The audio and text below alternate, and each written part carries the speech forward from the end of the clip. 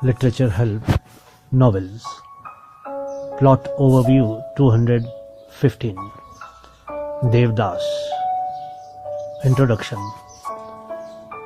Devdas by Sharat Chandra was first published in Bengali in 1917. It is a classic romance novel written when the author was only 17 years of age.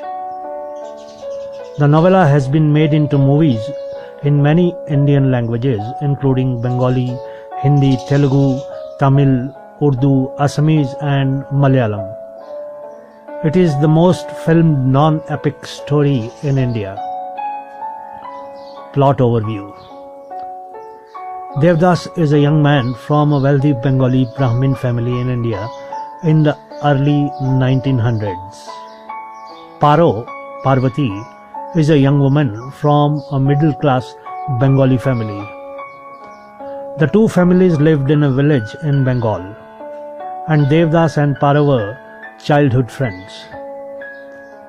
Devdas goes away for a couple of years to live and study in the city of Calcutta, now Kolkata. During vacations, he returns to his village. Suddenly both realize their easy comfortability in each other's innocent comradeship has changed to something different. Devdas realizes Parvati is no longer the small girl he knew. Paro looks forward to their childhood love blossoming into their lifelong journey together in marriage. Of course, according to the prevailing social customs, Paro's parents would have to approach Devdas' parents and propose marriage of Paro to Devdas as Paro longed for. Paro's mother approaches Devdas' mother with a marriage proposal. Although Devdas' mother loved Paro very much, she was not so keen on forming an alliance with next-door neighbors. Also, Parvati's family had a long-standing tradition of accepting dowry from the groom's family during a marriage rather than sending dowry with the bride, which was established custom and still is in many parts of India. This alternative custom influenced Devdas' mother's decision of not considering Parvati as Devdas' bride, because she considered Paro's family to be trading low-caste family, despite the fact that Parvati, like Devdas, was a Brahmin. The trading label was applied in context of the marriage custom followed by Paro's family. Devdas' father, who also loved the little Paro, did not want Devdas to get married so early in life and was not very keen on the alliance. Paro's father, feeling insulted at the rejection, finds an even richer husband for Paro. When Paro learns of her planned marriage, she stealthily meets Devdas at night, desperately believing that Devdas will accept her hand in marriage. Devdas had never previously considered Paro that way.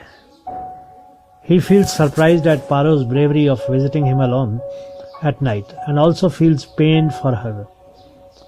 He decides he will tell his father about marrying Paro. Devdas' father disagrees. In a confused state, Devdas then flees to Calcutta, and from there he writes a letter to Paro saying that they were only friends. Within days, however, he realizes that he should have been bolder. He goes back to his village and tells Paro that he is ready to do everything needed to save their love.